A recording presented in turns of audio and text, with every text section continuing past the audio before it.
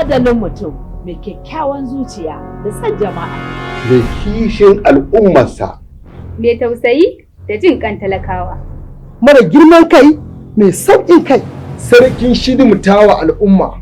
Ba kowa bane illa Honorable Bashir Aliyu Sambauna, jarumin maza. Dan takarar majalisar tarayya. Minjibir da ungwaggo. Ƙarƙashin jam'iyyar PDP mai alamar laima. Don taimakawa matasa da sana'o'i. Tallafa mata da jari.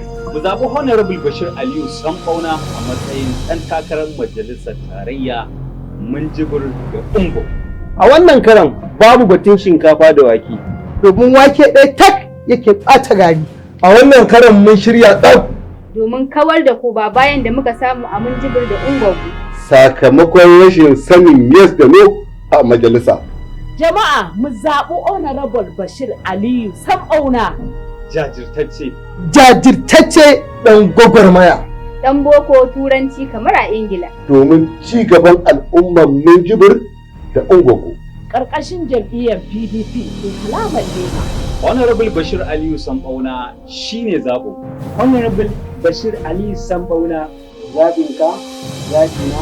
Honorable Bashir Aliyu Sambauna shine zaɓina, shine zaɓinmu, zaɓinku, zaɓinki. Shine zaɓinmu, zaɓinki, zaɓinka, zaɓin al'umma gabaki ɗaya. Zaɓin dukkanin Minjibir da Ungwaggo. Ni ma maman Malam Ali a shirin kwana 90 shine zaɓina.